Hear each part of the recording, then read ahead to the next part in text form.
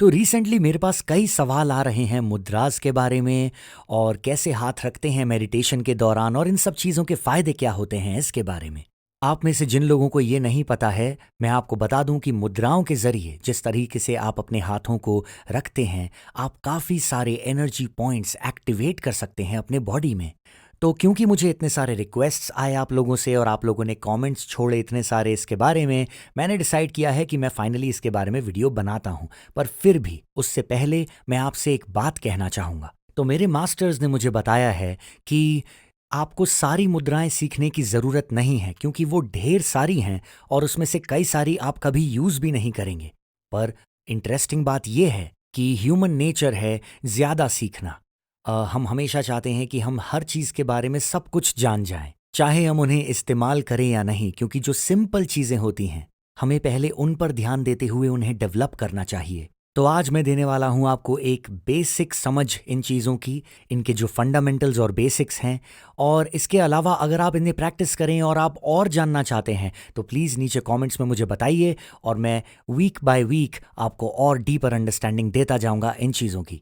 तो सबसे पहले आपको ये समझना है कि जब बात आती है हमारे हाथों की, तो हमारे हाथ का जो ये ऊपर का पार्ट है, उसके बाद ये नीचे मध्य का, ये नीचे इस तरफ, उसके ऊपर उंगली के ऊपर और नीचे भी, ये सब बहुत ज़्यादा मायने रखते हैं।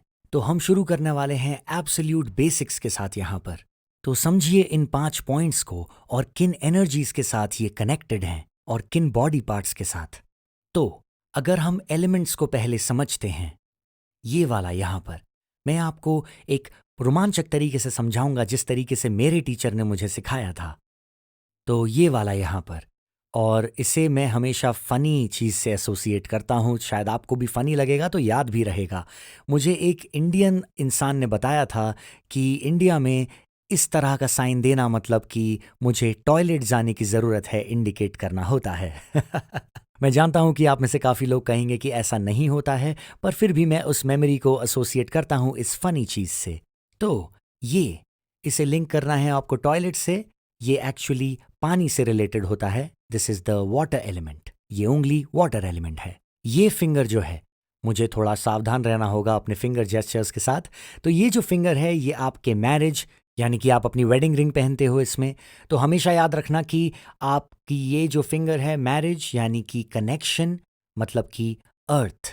तो हमेशा इसको इस चीज़ से लिंक कीजिए। ये फिंगर आपकी ग्राउंडिंग के लिए है, यानी कि अर्थ। ये सेकंड फिंगर आपकी। और ये जो मिडिल फिंगर है, इसको मैं इस तरह से नहीं रखूंगा, ये आपकी सबसे लंबी उंगली है, यानी कि ये सबसे नजदीक है स्पेस से। तो ये वाली आपको लिंक करनी है एनवायरनमेंट से, स्पेस से। तो ये हमारे अराउंड की स्पेस से जुड़ी हुई है। और अब ये वाली उंगली, ये हम यूज करते हैं जब हम लोगों को बोलते हैं चुप होने को, श्श। तो ये हमारे एयर से जुड़ी हुई है, राइट। श्श। तो देखा कैसे वो एयर से जुड़ी है। अब एक और बची है यहाँ पर, और वो है आपका थंब, और ये कनेक्टेड होती है फायर से। और ये हैं आसान तरीके समझने के इन 5 उंगलियों के बारे में। चलिए एक बार रिकैप करते हैं। पहली वाली, मैं जानता हूं कि आप इसे भूल चुके हैं, लिंक कीजिए टॉयलेट से, वाटर, ये है वाटर। दूसरी वाली कनेक्शन, मतलब अर्थ, ये है अर्थ। तीसरी वाली उंगली सबसे लंबी, मतलब स्पेस, ये है स्पेस, क्योंकि ये सबसे लंबी है और स्पेस के सबसे करीब है। और ये वाली श्श, ये है एयर। तो चलते हैं आखिरी वाली की तरफ, ये जो बची हुई है ये है फायर। तो हम इन सब की गहराई में इस वक्त नहीं घुसने वाले। आपको बस ये समझना है सबसे पहले कि अगर आप ये करते हो और ये करते हो और जब ये करते हो, इसका मतलब है कि आप फाइन ट्यूनिंग पर काम कर रहे हो। जिस तरह गिटार के एक ही स्ट्रिंग पर अलग अलग फ्रेट्स होने की वजह से आप अलग अलग नोट्स बजा पाते हो, बिल्कुल उसी तरह इन डिफरेंट पोजीशंस का बहुत अलग अलग असर होता है आपके बॉडी पर, माइंड पर, सराउंडिंग्स पर, आपकी एनर्जीज पर। आपको बहुत ध्यान से समझना होगा कि आप किस पॉइंट पर एक्चुअली छूते हो।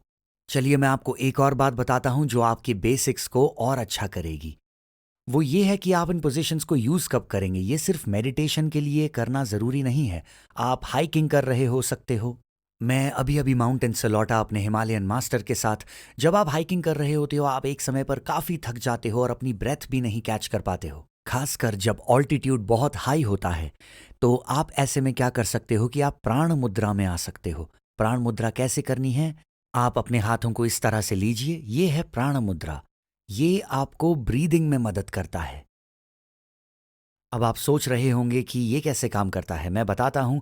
अगली बार आप कभी हाइकिंग पे जाओ, या फिर आप नॉर्मली भी अगर आउट ऑफ ब्रेथ हो रहे हो, या फिर अगर आपको कोई ब्रीदिंग प्रॉब्लम्स हैं जैसे एस्थमा, तो अगली बार आपको सांस लेने में कोई तकलीफ हो या आपकी सांस चढ़े, आपको करना यह है कि अपनी दोनों उंगलियों को इस तरह से लीजिए एंड ब्रीद।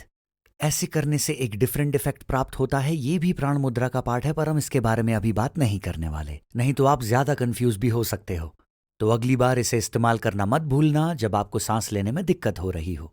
फीवर के लिए या अन्य सिचुएशंस के लिए अलग अलग पोजीशंस हैं, पर हम इस बारे में इस वक्त बात नहीं करेंगे। तो इनके बेसिक्स ये हैं कि ज्यादातर समय आप देखेंगे कि आप इन्हें यूज करेंगे मेडिटेशन के दौरान। आपने लोगों को देखा होगा कि वो अपने हाथ ऐसे रखते हैं, या फिर ऐसे, या फिर ऐसे, कई तरीकों से। तो मैं आपको इसकी एक बेसिक अंडरस्टैंडिंग देने वाला हूं इस वक्त। तो सबसे पहले जब हम अपने लेग्स को क्रॉस करते हुए बैठते हैं, पीठ सीधी रखते हुए, तो ये हमारा चैनल बनता है। जी हाँ। और आपने देखा होगा कि उसके ठीक बाद लोग इस तरह अपने हाथों को रख के बैठते हैं। तो ये क्या है? इसे कहते हैं चिन मुद्रा। इसे ढंग से करने के लिए आपको करना यह है कि अपने हाथों को टच करना है इस तरह से, और इधर नहीं, इधर नहीं, इधर भी नहीं, बिल्कुल जेंटल टच, कोई प्रेशर नहीं लगाना है, बस टच करना है। और उसके बाद आपको अपने हाथों को इस तरह रखना है। तो मैं बताता हूं कि ये मुद्रा करती क्या है। उससे पहले ये समझिए कि अगर आपके हाथ ऊपर की तरफ देख रहे हैं, इसका मतलब आप डाउनलोड कर रहे हो, आप एनर्जी को ग्रहण कर रहे हो एक्सटर्नली। और अगर आप अपने पाम्स को नीचे रख रहे हो, तो इसका मतलब है कि आप चीजों को अंदरूना रख रहे हो, इंटरनल। फॉर एग्जाम्पल, जब दिमाग को शांत करना चाहते हो तो पाम्स को नीचे रखो।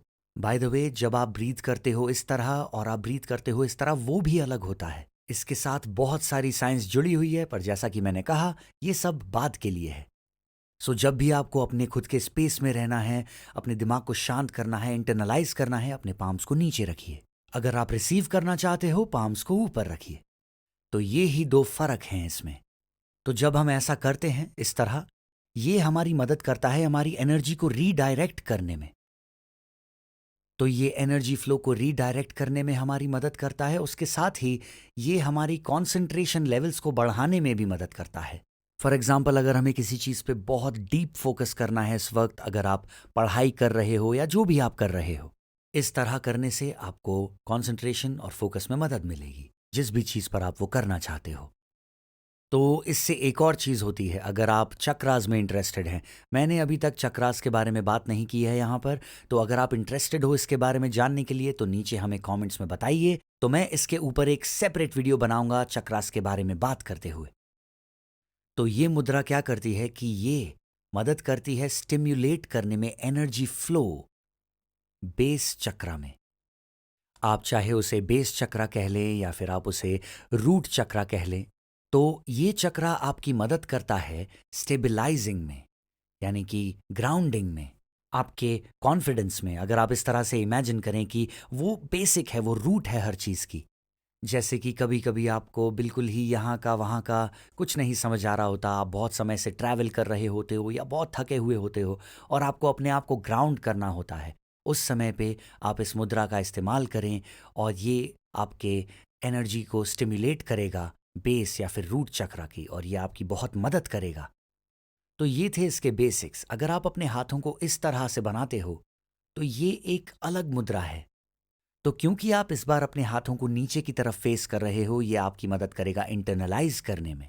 पर जैसा कि मैंने कहा, ये हैं 5 अलग अलग एलिमेंट्स जो आपको समझने हैं, और मैं आपको इसकी किक स्टार्ट ज़रूर करवा दूंगा। पर मैं आपको एक सलाह देना चाहता हूँ, खासकर अगर आप मेडिटेशन करते हैं तो।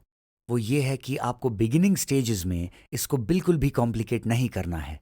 पाम्स ऊपर की तरफ, ब्रीथ, नथिंगनेस, अपने एलिमेंट में जाइए, कनेक्ट, प्रैक्टिस, ब्रीथ। तो इसे सिंपल रखिए। मैं आपको ये सब मुद्राज और पोजीशन सिखा रहा हूं क्योंकि आपने मुझसे पूछा था इस बारे में। पर जान लीजिए ये बात कि आप में से ज्यादातर लोग इतनी सारी हंड्रेड्स और थाउजेंड्स ऑफ जो मुद्रा पोजीशंस हैं यूज नहीं करने वाले। तो कीप इट सिंपल। आप इसे ट्राई कीजिए। अगर आपको फोकस करना है, कंसंट्रेशन, ट्राई कीजिए इसे। अगर आपको ब्रीथ करना है, बेटर, ट्राई कीजिए और फिर एनर्जीज में छोटे छोटे डिफरेंसेस को महसूस कीजिए। तो बस इतना ही। और इसके अलावा अपनी सांस पर ध्यान दीजिए। तो गाइज, अगर आपको ये वीडियो अच्छा लगा और आपके लिए अगर ये यूज़फुल था किसी भी तरीके से, तो इसे थम्स अप दीजिए, हमें लाइक दीजिए और इस चैनल को सपोर्ट कीजिए। कमेंट्स में हमें बताइए कि आप ये वीडियो कहाँ से देख रहे हैं, और ये हमें जानना बहुत अच्छा लगता है हमेशा ही, क्योंकि मैं विश्व भर में घूमते हुए अपना मैसेज फैलाता हूँ। ज़्यादातर समय मैं बात करता हूँ अपने पॉजिटिविटी, मोटिवेशन, स्ट्रैटेजीज़, भले वो बिज़नेस से रिलेटेड हों या पर्सनल लाइफ से रिलेटेड हों। मैं पूरी तरीके से डेडिकेटेड रहता हूँ आप लोगों के लाइफ को बेटर बनाने के लिए, आपकी मदद करने के लिए, जिस तरह से भी मैं कर सकूँ अपने ज्ञान से इस बार। तो अगर आप इस चैनल पर नए हैं तो आपको याद रखना होगा, रिमेंबर टू सब्सक्राइब, और आपको क्लिक करना है उस बेल नोटिफिकेशन बटन पर भी। इस साल मैं बना रहा हूँ 3 वीडियोस हर हफ्ते, ताकि आपको अकाउंटेबल रख सकूँ इस साल को अपना बेस्ट साल बनाने के लिए। पर अभी के लिए गाइस, चाओ।